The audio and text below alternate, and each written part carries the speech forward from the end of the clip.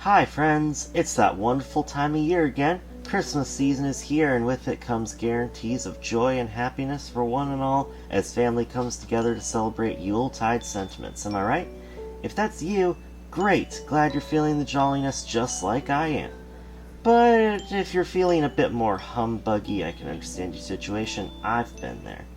And so can a character you probably appreciate or at least know of, our good friend, Charlie Brown. But if you somehow don't know who this 8-year-old kid wearing the iconic yellow zigzag striped shirt is, allow me to get you acquainted.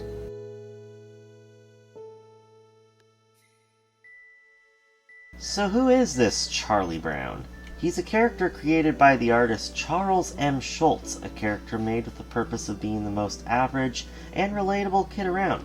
Just another kid, a kid who knows both pessimism and optimism very well. A kid who knows all the ups and downs in life. A kid who the average person can most likely easily empathize with. There's some lyrics from the song written by Rod McEwen called A Boy Named Charlie Brown that I think illustrates this point I'm trying to get across pretty well. Quote, "He's only a boy named Charlie, a boy named Charlie Brown. He's just the kid next door, perhaps a little more. He's every kid in every town." The point of Charlie Brown is that he's not supposed to be anything special. He's supposed to be a representative of us, the audience, or perhaps even a simple representation of the entire human condition in all of our daily woes as well as our triumphs. He's the main character from the beloved comic strip called Peanuts, a series that began in 1950 and concluded in 2000. It's still being printed in newspapers as reruns to this day, and according to Wikipedia, Peanuts is among the most popular and influential in the history of comic strips, with 17,897 strips being published in all, making it arguably the longest story ever told by one human being, and is considered to be the grandfather of slice-of-life cartoons. At the time of Schultz's death in 2000, Peanuts ran in over 2,600 newspapers with a readership of around 335 million over 75 different countries, and was translated into 21 different languages. So, given all that information, you can probably start to understand why this lovable lad is such a universally recognized character. Given the phenomenal success of the Peanuts comic series, this series has since been adapted into many animated specials since the 1960s, and has even received a very good soft reboot of a movie brought to us by Blue Sky Studios in 2015. But it all started with the iconic classic and the first special animated film, A Charlie Brown Christmas.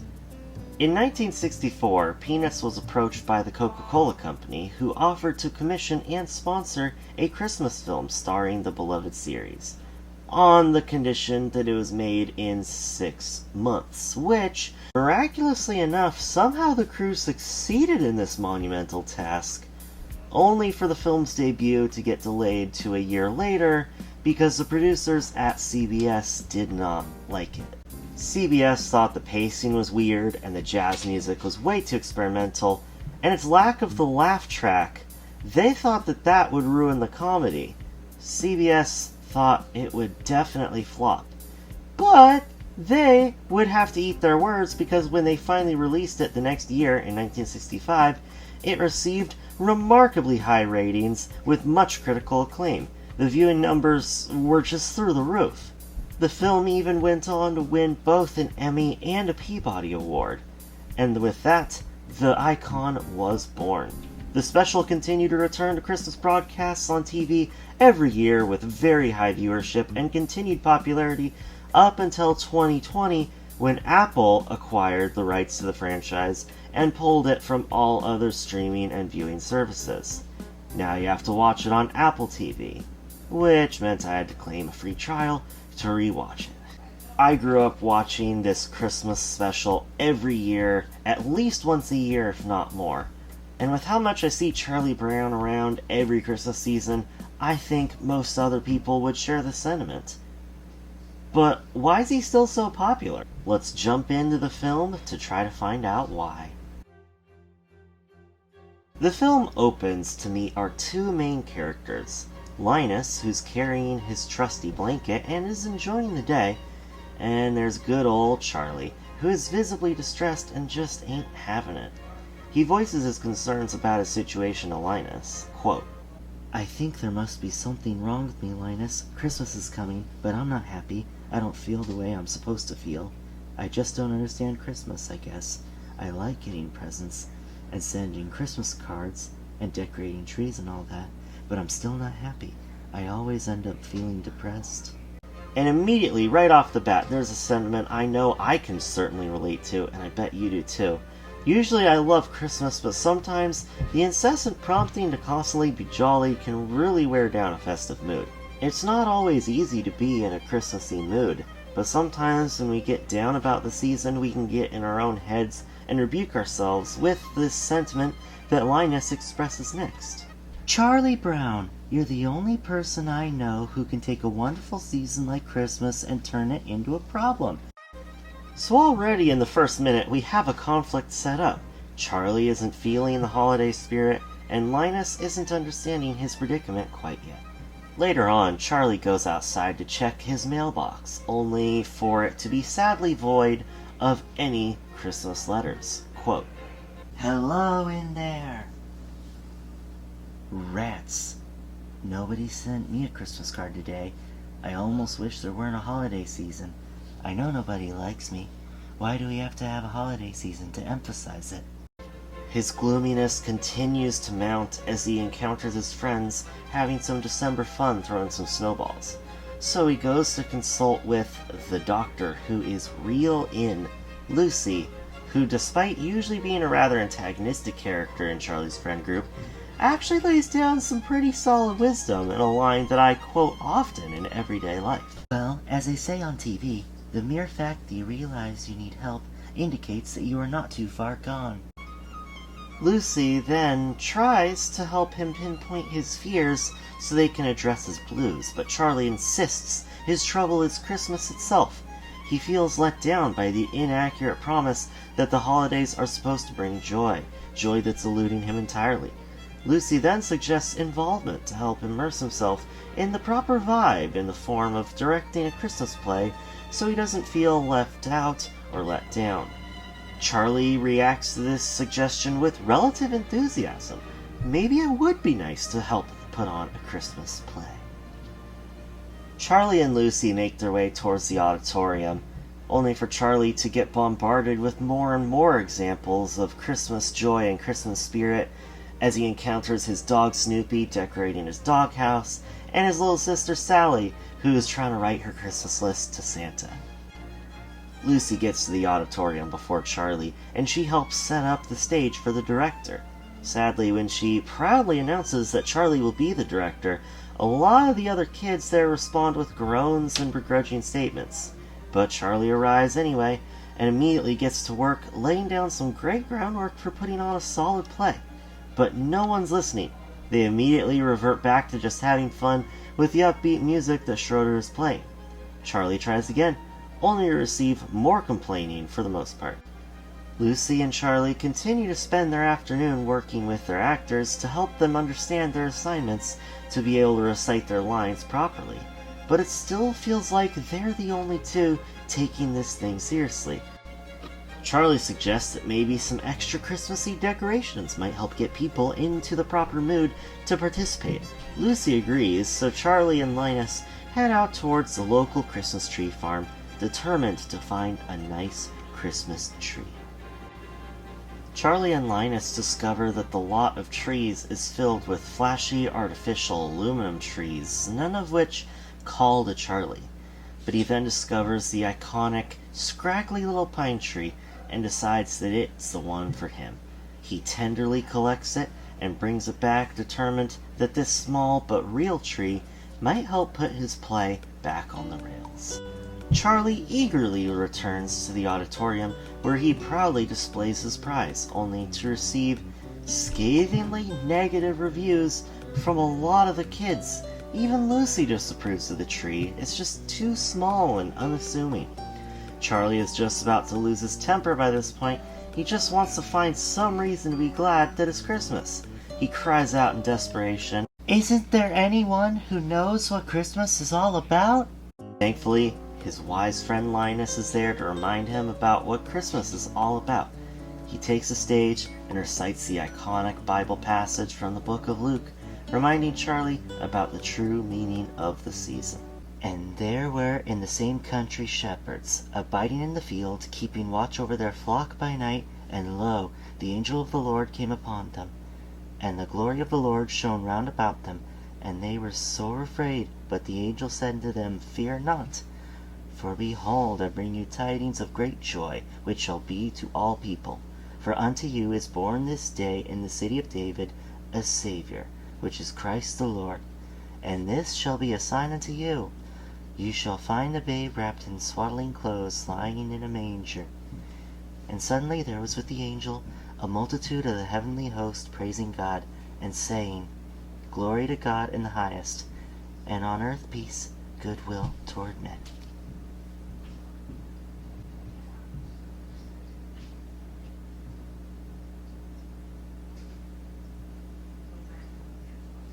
That's what Christmas is all about, Charlie Brown. Charlie, clearly impacted by this wonderful passage, takes his Christmas tree and exits the auditorium with a smile on his face.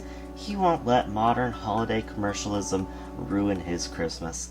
Time to hunker down and just go home to enjoy some time decorating his little tree. Let the world do its thing. It won't bother him. Not even Snoopy's decked out doghouse can ruin his mood. He's having a jolly old time.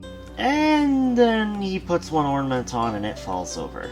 As soon as the holiday joy came to Charlie, it left him again. Charlie is at his wit's end. But thankfully, his friends surprise him by arriving to help him salvage his tree and give it the love it deserves. Charlie is flabbergasted by this wonderful gesture, but it's clearly helped him return to that place of holiday joy he had arrived at a few minutes before. And with that, the movie comes to a close as the gang sings, "Hark the Herald Angels Sing." So there we have it, the iconic 1965 Christmas special. But how has it remained relevant in this nearly 60 years since it's come out? Obviously, there are some other films like The Sound of Music or James Bond Goldfinger that are still iconic today. But this film is only 30 minutes long, took only 6 months to make, with a budget of only $96,000. How is it still relevant? Obviously, there's lots of components that make this truly unique Yuletide film experience. The jazz music from musician Vince Guaraldi, for one, was an entirely experimental choice that has since then truly redefined the music we associate with Christmas. Then there's the unusual plot structure, which helps this film hammer in a more episodic structure, which feels more accurate to the meandering confusion that the holidays can be. The holidays are rarely, if ever, a concise, scheduled structure, and this film captures that feeling perfectly. And obviously, there's a ton of iconic quotes from the actors, who were some of the first instances of actual children voicing children in animated media. But all those trivia points aside, there's everything that Charlie himself represents in this film that makes it something special, and something that I guarantee just about everyone can relate to. That's what's special about Charlie. He's purposefully a nothing special character, because we're supposed to be able to put ourselves in his shoes. And this little film captures his character perfectly. Who hasn't experienced the spell of holiday blues? Who hasn't felt inadequately prepared for the festivities of Christmas? Who hasn't experienced feeling left out when everyone around them seems to be happy, but you know you're not having a good time? The Christmas spirit can just be a really vicious double-headed serpent. Sometimes the joy will be contagious and everyone will be having a great time.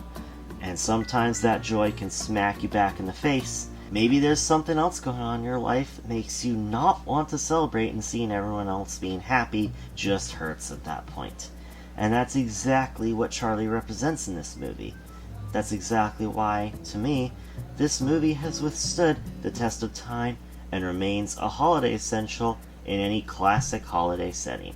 It's a timeless classic that represents us, people, and how we might feel about and deal with this annual conundrum that we call Christmas. Hey friends, Editing Lospereye here. Hope you enjoyed the video despite me repeating myself like 500 times at minimum on pretty much every topic. Hope that you think this video is of some substance. I think it's a nothing burger, but that's probably just the classic artist is their own critic conundrum. Hope you like it despite all that, and hope you had a very Merry Christmas. I've been working like crazy on this video, trying to get it out before Christmas Day is over, and hopefully look at the timestamp and see if I made it or not. See you in the next video. Be sure to like, comment, subscribe if you did enjoy this video. If you want to say hi and chat or hang out with me more or watch me play random video games, feel free to head over to my Twitch channel, which the link will be in the description of this video. Hope to see you there. I stream most Tuesday evenings and Saturday evenings, and random days between. Yeah, comment your actual thoughts, comment your criticisms. I want to get better at making videos. Either way, I'll see you next time. If you do, at least, please just do me a favor and hit subscribe. This video, I've been working all week on this, so please subscribe, and I'll see you in the next video. Bye!